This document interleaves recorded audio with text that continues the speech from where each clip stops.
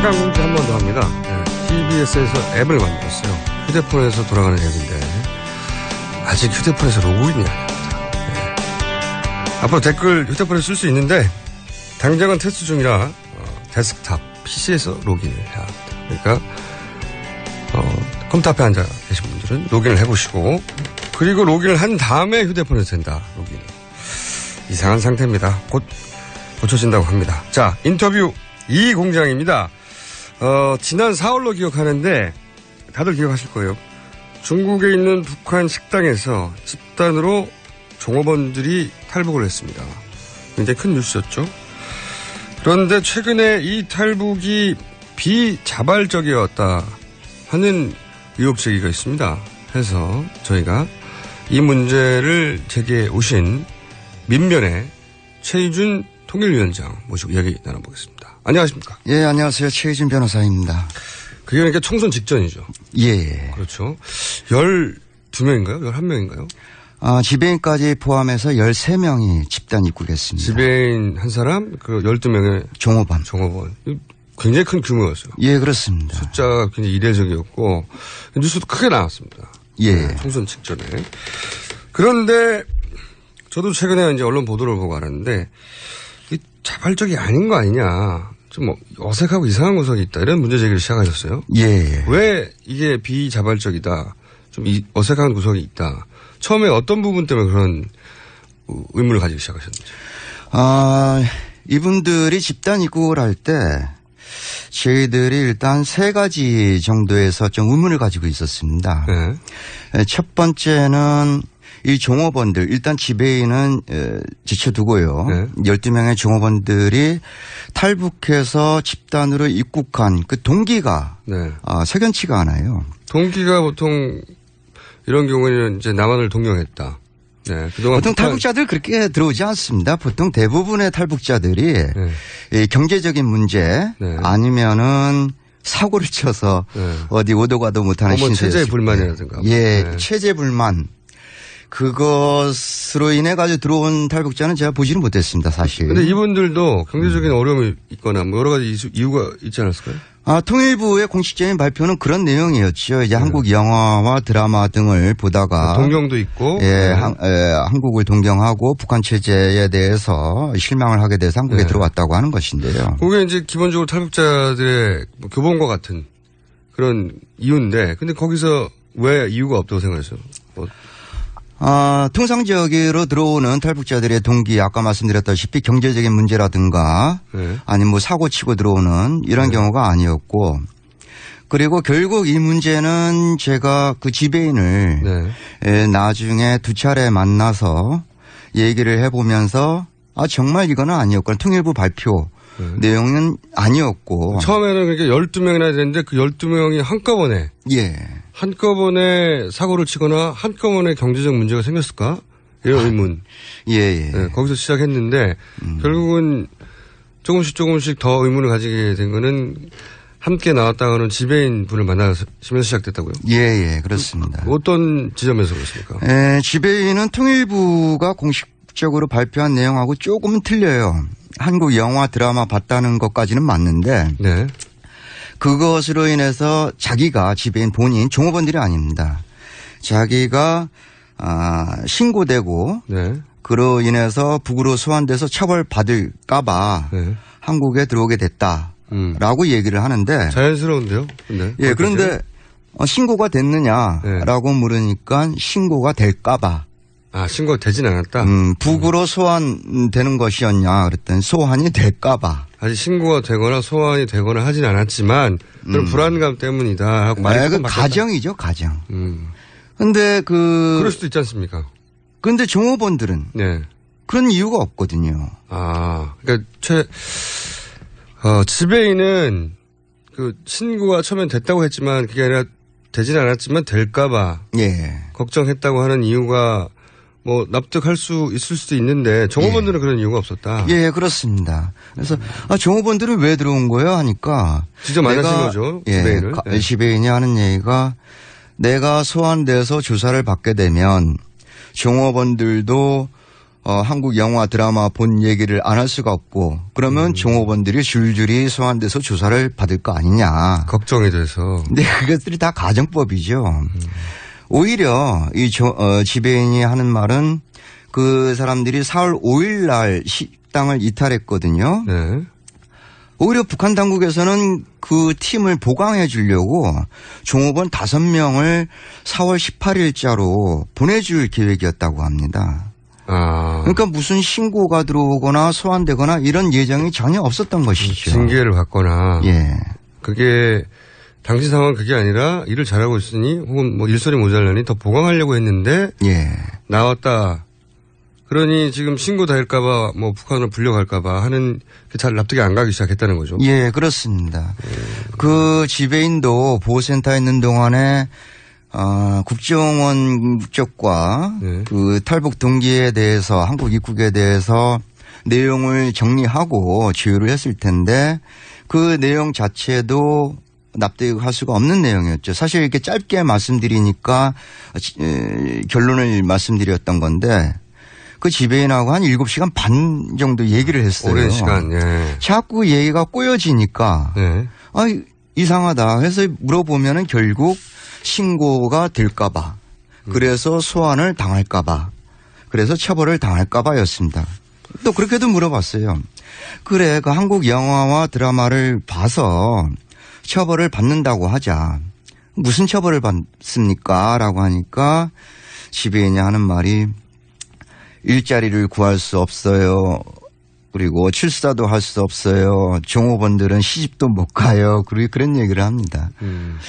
그런 사유를 가지고 전체가 한꺼번에 위험하게 탈북하는 게 이게 납득이 잘 안 가기 시작하신 거군요. 예, 그렇습니다. 그렇군요. 그리고 이들이 집단적으로 들어왔을 때도 그 과정이 네. 굉장히 이례적이었죠. 어떤 점에서 이례적입니까? 보통 해외에 체류하는 탈북자가 한국에 들어오는 경우에는 그 현지에서 해외 현지에서 4주 이상을 조사를 합니다. 현지에서. 예. 동기나 혹 이것이 그 위장 탈북이 아닌가 등등. 그렇죠. 예. 위장 탈북이 아닌가를 확인하기 위해서 또 그뿐만 아니라 일단은 그 사람의 사돈의 팔촌까지 다 적어내게 해가지고 친인척 관계를 굉장히 세밀하게 조사를 해요. 네. 혹시 고위직이라도 있을까 봐 네. 하는 거겠죠. 그리고 탈북 동기도 조사하고 가고자 하는 나라도 확인을 합니다. 이러한 모든 내용을 자술서로도 쓰게 해요. 네. 마지막에는 한글 테스트까지도 합니다. 그럼 왜 그렇습니까? 왜 한글 테스트를 하죠? 마지막에? 이 사람이 정말 그 북에서 살던 사람인지 그런 거를 확인하는 거죠. 아니죠. 예. 그 4주 이상이 걸리는데 이 사람 이번에 들어온 종업원들은 4월 5일 날 식당을 이탈해 가지고 4월 6일 날 말레이시아에 들어왔어요. 근데 4월 6일 그 당일 날 말레이시아에 도착한 당일 날 한국행 비행기를 타고 들어온 겁니다. 도대체 이 종업원들에 대해서 탈북 동기라든가 가고자 하는 나라 이런 것들을 언제 조사했겠느냐 이것이요. 그 12명에 대해서. 근데 이제 워낙 이렇게 생각해 볼 수 없습니까? 워낙 많은 사람이고 또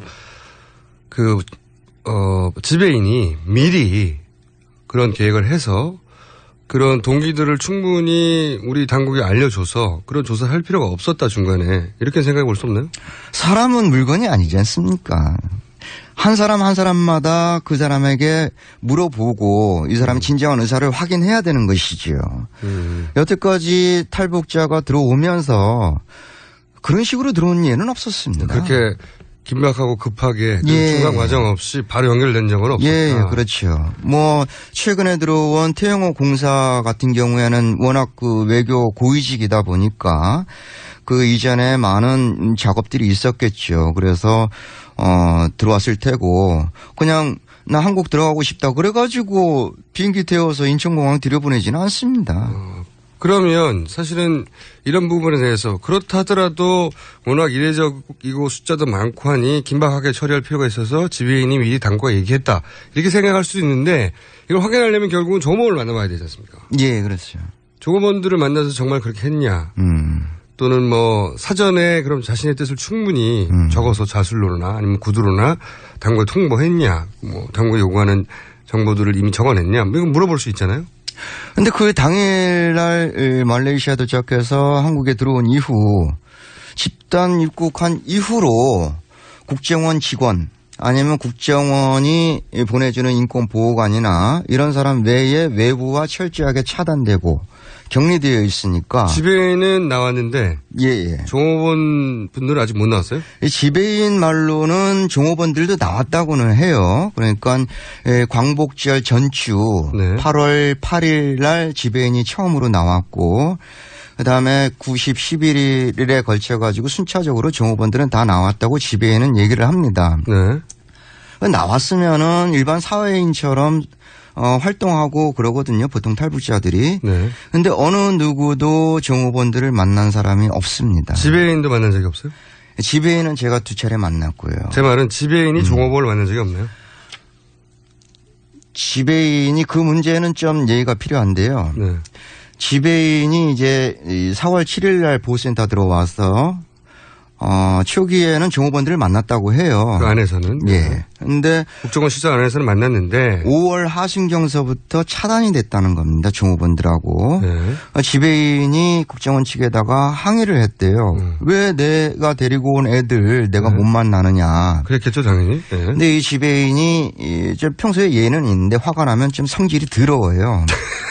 네, 이제 막 느꼈죠. 좀 다혈질이다, 그분이. 예.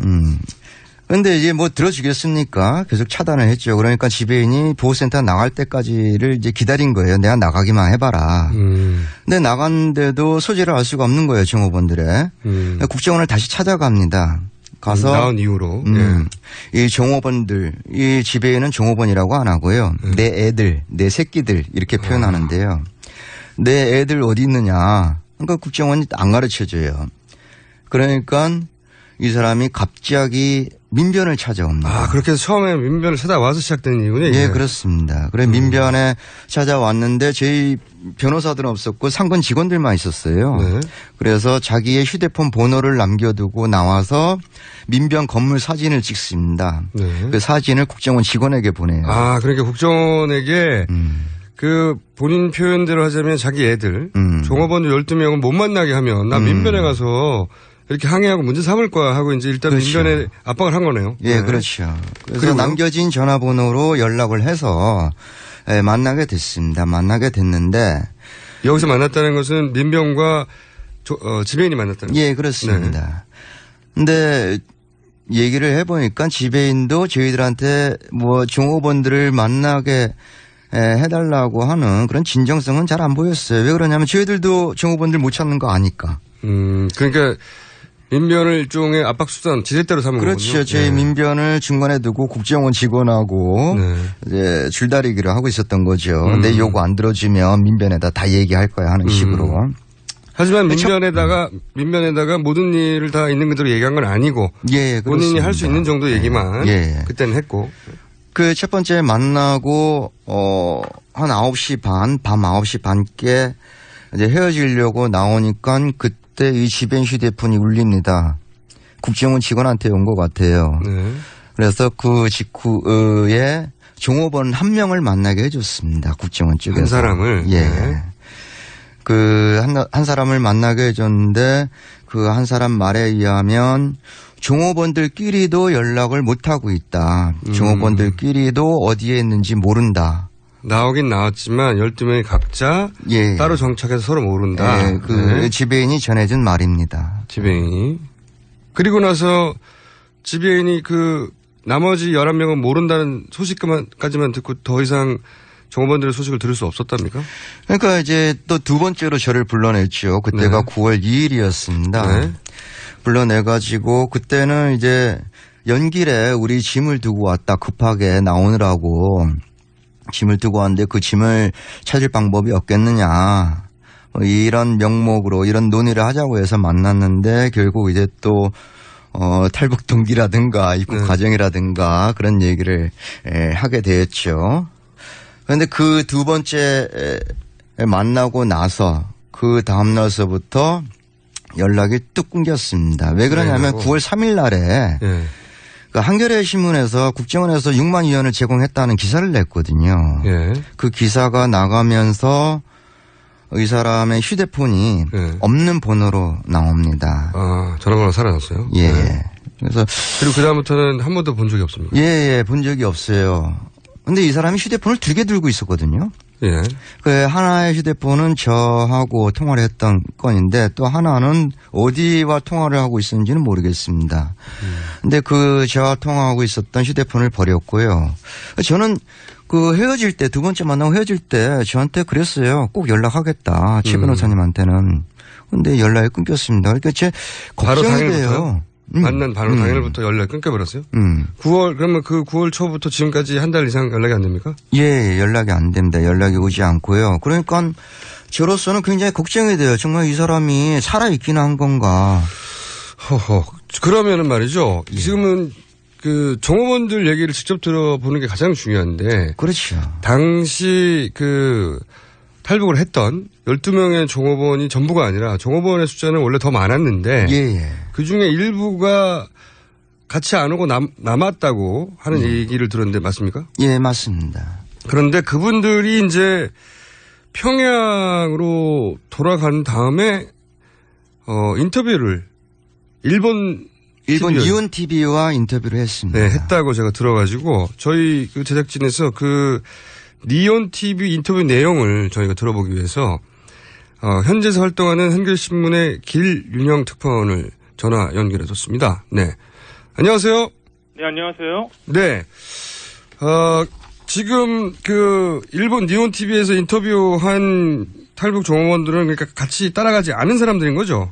네, 그런 거죠. 예, 먼저 이 방송은요, 방송이 된 거는 9월 29일에 일본의 니온 텔레비에서 말씀하셨듯이 방송이 됐고요. 네. 그러니까 전체 여종업원들이 19명 있었죠. 그 중에서 12명의 여종업원이 지배인과 같이 남으로 집단 탈북을 했다고 정부가 발표를 했고요. 네. 당시 탈북을 한 게 아니고 7명이 북한으로 귀국을 하거든요. 네. 그 7명 가운데 3번이 그러니까 8월 말에 니온 텔레비와 직접 인터뷰를 합니다. 네. 그러니까 이게 한국 입장에서는 지금 저희 입장에서는 그 여종업원들이 정말로 탈북 의사가 있었는지를 확인하는데 매우 중요한 증언으로 일단 이렇게 생각이 드는데요. 네. 그 방송을 제가 보니까 이 사람들이 크게 4가지를 말합니다. 네. 첫 번째, 그 지배인으로부터 이제 말레이시아로 가기를 옮기니까 이동할 준비를 하라는 얘기를 며칠 전에 들었다. 아, 탈북이 아니라 가게를 옮긴다? 말레이시아로 가기를 옮기니까 이거 국경을 넘어가게 되는 거죠. 그러니까 이동하라는 준비를 하라는 얘기를 들었다. 두 번째가 여기 이분들이 가게에서 이제 나오는 날이 4월 5일이거든요. 4월 5일 오후로 1시 조금 넘은 시간에 가게 뒤쪽에 소형 버스가 와서 멈춰섰다. 근데 그 이 지배인이 차를 끌고 온 남자한테 국정원 팀장님이라고 불렀다. 이게 두 번째고요.